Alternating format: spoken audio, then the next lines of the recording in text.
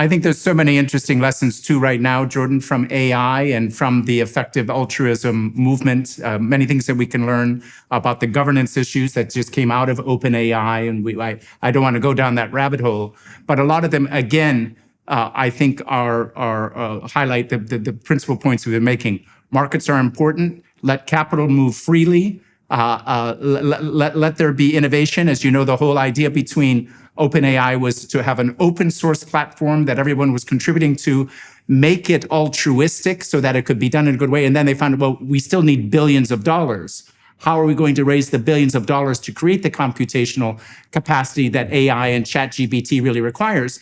And they knew they had to have that in a for-profit arm. If they did not have that in a for-profit arm, they would not have found the capital. So important lessons, I think.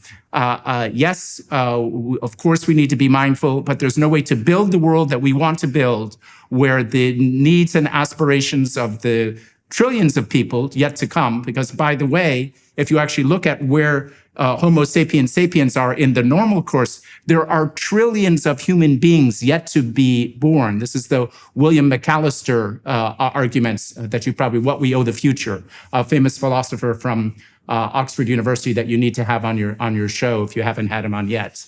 And this is something that the Pope speaks about very, very eloquently also in Laudato Si, which is that we do have, in many ways, Jordan, we do have responsibilities to future generations.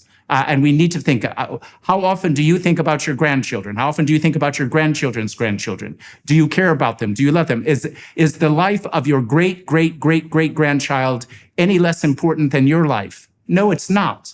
So let's go about this process of thinking how it is that we're going to create this sustainable planet. And I spent a little bit of time talking about, the broad philosophy of Raghurajan, but where I have spent a great deal of my life and work is in Catholic social teaching.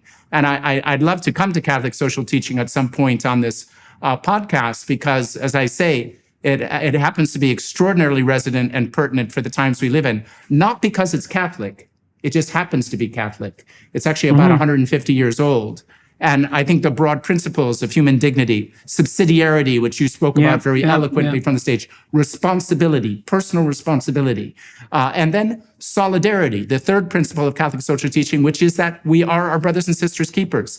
There are too many people, Jordan, that cannot take care of themselves. And it is the responsibility of the strong to help the weak. It is the responsibility for those of us who have more capacities and more capabilities to give that hand up to those who do not have it. That is Catholic social teaching. And what's interesting is that subsidiarity argument. Turns out the Declaration of Independence is right. All men and women are created equal. They're obviously in the image of God, and they are entitled to a life of liberty and the pursuit of happiness, their own fulfillment. But the simple fact of the matter is that cannot be achieved without people taking personal responsibility and families taking responsibilities for their own families, and then communities beyond that. That is how the system's going to work. Subsidiarity and solidarity, though, are going to live in constant tension. We're never going to have them resolved. There's always going to be somebody else who needs to be helped. There's always going to be somebody else who needs to have more responsibility. And that is that struggle uphill that you spoke so eloquently about time and again at ARC. So the idea of responsibility for future generations. Let's wander into the Catholic social teaching domain for a moment. So I spent a lot of time recently writing this book, We Who Wrestle with God, and one of the chapters in that book deals with the story of Abraham. So Abraham is portrayed as the father of nations. And so my sense is that the story of Abraham contains within it the seeds of, what would you say? It contains within it a representation of what it means to live in the light of eternity. So imagine that you could adopt an ethos that set you up in the best possible manner to increase the probability that your children would survive and thrive. Okay, but then let's extend that. So, because that's not sufficient. and you could even make an evolutionary biology argument in this direction. You want to develop an ethos that not only increases the probability that you will have children and that your children will thrive and survive, but that establishes a pattern that they imitate that increases the probability that their children and their children's children will thrive and survive. So it's an ethos that has to have multi-generational implication. Okay, so that's exactly what Abraham does.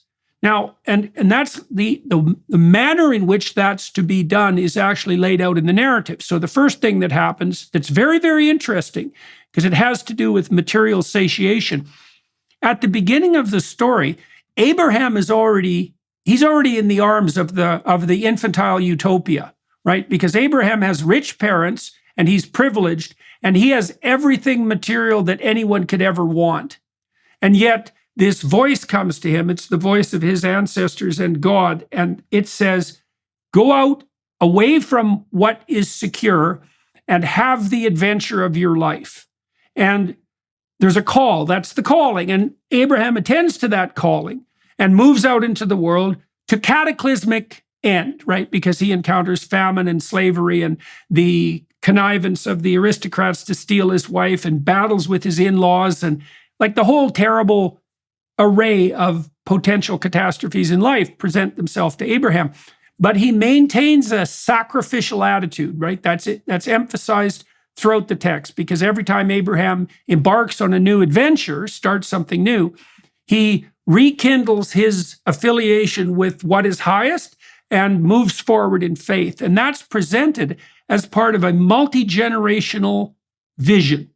And so one of the things that I find very exciting about the potential union of something like evolutionary biology and deep theology is the idea that if we oriented ourselves properly to the highest good, which is, by the way, the message that's in the Sermon on the Mount, we would see in that good the manifestation of the pathway that would enable us to live in a way that would ensure that respect for multi-generational continuity that you just spoke about as the soul of sustainability. And so what that means is that it's the adoption of individual ethical responsibility in the highest manner that constitutes the proper pathway to sustainability and not top-down manipulation of the political, economic, and social systems to bring about some form of what plans stability, which we can't do, right? We can't do that.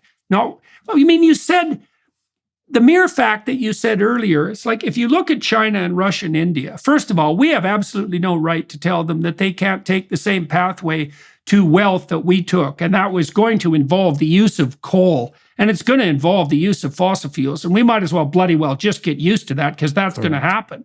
And then maybe out in the Western countries, we could be laying the groundwork for a nuclear revolution and show the pathway forward for these countries that will have to transition through fossil fuel. But there's no bloody way we're going to be able to do that by imposing our idiot utopian views on China and Russia and India. They're just going to tell us to go to hell, which is what they should do.